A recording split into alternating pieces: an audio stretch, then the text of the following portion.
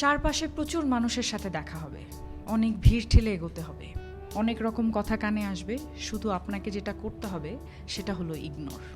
জীবনে কিছু মানুষ আবর্জনা ছড়াতে আসবে, তাদেরকে আগাছার মতো উপড়ে ফেলে দিতে হবে। লাইফ আপনার, বাউন্ডারিও আপনাকেই সেট করতে হবে। নেগেটিভিটি যেখানে দেখবেন, সাথে সাথে সেখান থেকে দূরে সরিয়ে নেবেন নিজেকে।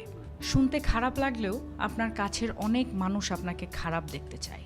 তারা চায় সহানুভূতি নামক মলমের তলে একটু কাটা ঘায়ে নুন ছেটাতে। আপনি সিম্পলি সেই সুযোগটাই দেবেন না। অযথা তর্কে যাবেন না, বোঝাতে যাবার কোনো প্রয়োজন নেই। আপনার সামনে কেউ যদি বলে আপনি মূর্খ, তাই মেনে হেসে বেরিয়ে আসুন। ওই যে সময় আর এনার্জি বাঁচিয়ে নিলেন, ব্যাস কেল্লা ফতে। যে যা বলছে শুনে নিন, আর মুচকি হেসে শির দ্বারা সোজা করে নিজের সিদ্ধান্তটা নিজেই নিন।